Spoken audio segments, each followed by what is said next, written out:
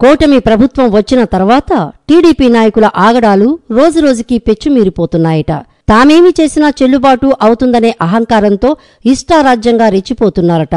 తాజాగా అనంతపురం జిల్లాలోని ఎర్రగుంటకు చెందిన టీడీపీ నేత ముక్కన్న స్కూలు బాలికను మానసికంగా లైంగికంగా వేధించడంతో తీవ్ర మనోవేదనకు గురై కాలువలో దూకి ఆత్మహత్య చేసుకుందామని నిర్ణయించుకుందట. ఇంతలో తల్లిదండ్రులు అప్రమత్తమై తమ కుమార్తెను కాపాడుకున్నారట. వివాహితుడైనప్పటికీ ఉచ్చ నీచాలు మరిచి 4 నెలలుగా ఆమెను వేధించసాగాడట. స్కూలుకు వెళ్తుండగా తరచూ వెంటబడి నా వెంట రావడానికి నీకెంత కావాలి చెప్పు, డబ్బులు పడేస్తా అంటూ నీచంగా మాట్లాడేవాడట. దీంతో తీవ్ర మనోవేదనకు గురైన ఆ బాలిక ఆత్మహత్య చేసుకుందామని కాలువ వైపుకు వెళ్తూ ఉండగా ఇది గమనించిన స్థానికులు తల్లిదండ్రులకు సమాచారమిచ్చారట.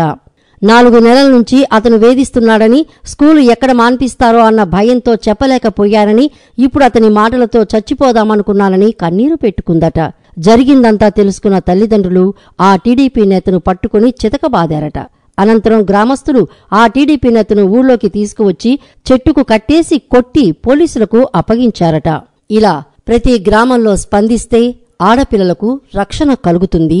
మరొకడు ఇలా చేయటానికి భయపడతాడు. ప్రతి చోట ఈ మార్పు రావాలి.